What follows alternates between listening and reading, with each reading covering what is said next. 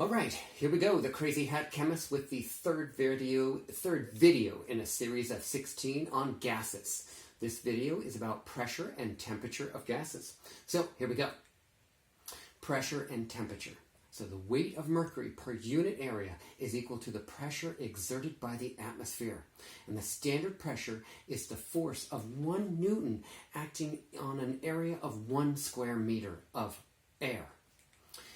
Here are the pressure conversions. You need to memorize these. So 1 atmosphere is equal to 760 torr, which is equal to 760 millimeters of mercury, which is equal to 101.325 kilopascals, which is equal to 1.013 bar. There are other pressure unit conversions like PSI and stuff like that, but really in chemistry, these are the pressure conversions that we will be using, and you need to just flat out memorize them. They have an infinite number of significant figures in all of them, so consider that when you're doing your calculations. So the temperature at which the volume of an ideal gas is 0 Kelvin. That's negative 273.15. If you ever did a lab on Charles' law, you should actually be able to derive this from the graph. We'll talk about that later too. So standard temperature and pressure, otherwise known as STP. These conditions are 273.15 Kelvin and 100 kilopascals. And this number, 100 kilopascals, has been since 1982. There are many times that textbooks use 1 atmosphere as standard temperature and pressure. That's not correct. It is 100 kilopascals, but as you can see, 101.325 kilopascals is very close to 1 atmosphere.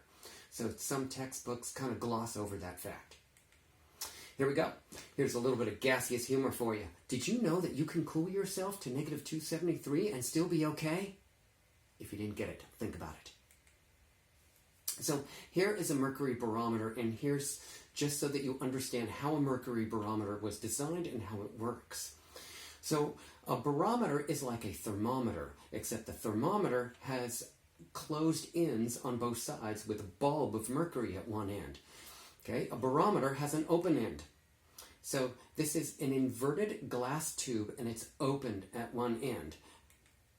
There's a pool of mercury on the bottom, and that's open to the atmosphere. The bottom of that glass tube is open to the pool of mercury that it's sitting in. And the atmospheric pressure pushes down on the pool of mercury that's open to the atmosphere. And this is elemental mercury that's filling up this glass tube. At the top of the glass tube is a vacuum, because initially this glass tube was filled up completely with mercury, inverted, and then placed in this pool of mercury, and then the mercury level dropped. And that mercury level dropped a certain amount, and that is based on the atmospheric pressure pushing on the pool of mercury, the density of mercury, and that mercury pushing up inside that glass tube. And the height of that mercury is 760 millimeters. Now you should be able to understand that it's 760 millimeters of Hg, which is the symbol for mercury. So if we were to make a barometer out of water, that barometer would have to be the height of 10,744 millimeters, which is a little over 33 feet. So as you can see, a water barometer is completely impractical, and that's why we use mercury. Mercury is much more dense. Mr. Torricelli designed the first barometer, and he was actually the inventor of the barometer, and he was a student of Galileo. On the right-hand side, you can see a barometer right there.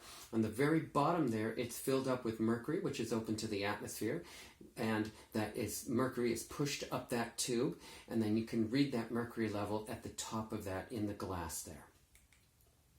So how is the SI unit for pressure, that is 100 kilopascals, derived? And here is the derivation, just so that you know. It's actually 100 kilopascals, not 1 atmosphere.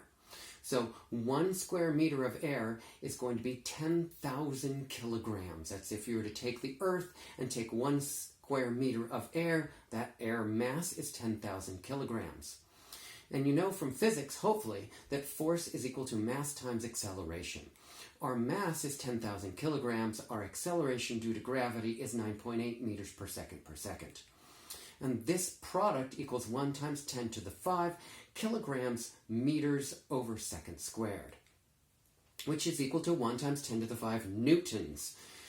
And so pressure is the force per unit area. So we have our force, 1 times 10 to the 5 newtons, and we have our area of air, and that's 1 meter squared. We're going to put these two things together, and that's going to equal 1 times 10 to the 5 newtons over meter squared, which will equal a Pascal. And this is actually by the French scientist, Mr. Pascal, and this is 1 times 10 to the 2 kilopascals, and this is 100 kilopascals, and this is the SI unit for pressure.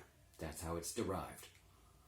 This was the third video in a series of 16, and next time you're going to be looking for the fourth video.